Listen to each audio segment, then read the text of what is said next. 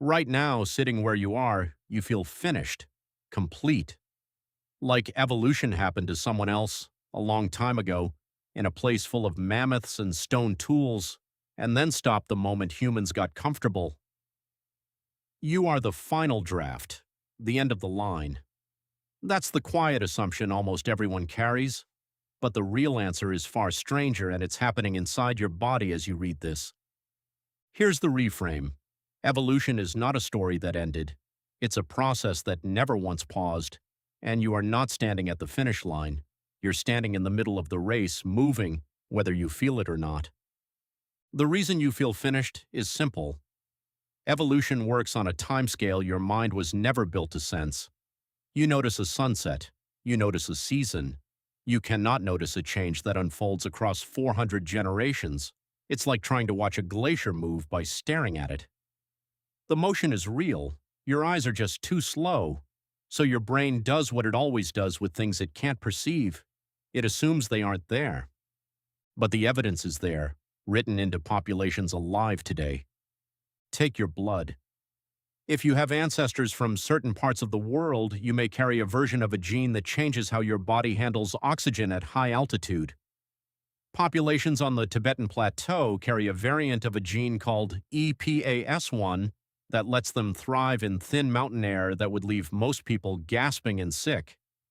Geneticist Rasmus Nielsen and his colleagues traced this variant and found something astonishing.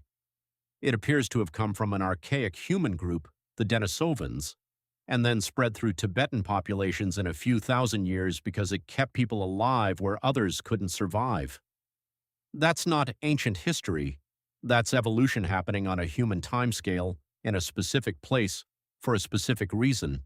Or take milk again, since it's the clearest example we have. For most of human history, drinking milk as an adult made you sick. The gene that digests milk sugar switched off after childhood in nearly everyone. Then, in populations that started herding animals, a mutation appeared that kept it switched on for life. Researcher Sarah Tishkoff studied this in East African herding communities and found that the mutation there is different from the one in Europe. Two separate populations facing the same problem evolved two separate solutions, both within the last several thousand years. Evolution didn't just keep going after farming. Farming pressed the accelerator. So why does the myth of the finished human feel so convincing? Because of a second assumption hiding underneath the first. The idea that evolution requires a jungle, a predator, a brutal fight for survival. Remove the saber-toothed cat and surely the pressure disappears. But that's not how any of this works. Evolution doesn't need a monster. It only needs a difference in who survives and who has children. That's it. Anything that shifts those odds, even slightly, even quietly, is a pressure, a disease, a diet, a climate, a change in who people choose to have families with. Biologist Stephen Stearns has spent years studying evolution in living human populations, and his work points to something most people find hard to believe. Natural selection is still measurably acting on humans today, on traits like when people have children, how tall they are, even aspects of their metabolism, not in some distant future, now. Think about what that means. The pressures changed, but they never lifted. Your ancestors were shaped by predators and famine. You are being shaped by something quieter, by the diseases that circulate in your city, by the food that fills your shelves, by the medicines that keep alive people who once would not have survived. Every one of those is a new hand on the wheel, steering the species in a direction no one chose and no one can see. And here is the part that genuinely unsettles people. Some of the strongest evolutionary pressure on humans today isn't about who survives, it's about who reproduces and when.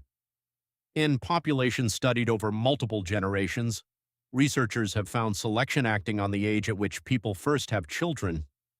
Small shifts, generation after generation, in a trait that feels entirely like a personal choice. You feel like you're deciding your own life, and you are. But across millions of people and hundreds of years, those decisions add up into a current, and that current has a direction. The strangeness deepens when you realize evolution has no destination. It isn't trying to make you better. It isn't aiming at some perfect future human. It has no plan at all. It simply keeps whatever works in this exact moment, in this exact environment, and discards what doesn't. Change the environment, and yesterday's advantage becomes today's liability. The gene that protected your ancestors from one disease might make you vulnerable to another. There is no finish line because there is no finish. There is only the endless blind adjustment to a world that refuses to hold still. Which means the version of humanity alive right now is not the final product. It's a snapshot. A single frame pulled from a film that has been running for millions of years and shows no sign of stopping. In 10,000 years, the humans who come after you may carry genes that don't exist in anyone alive today. They might handle heat differently, or sunlight, or entirely new diseases. They will look back at your era the way you look back at the age of stone tools, as a beginning, not an end. And that reframes the strangest thing of all.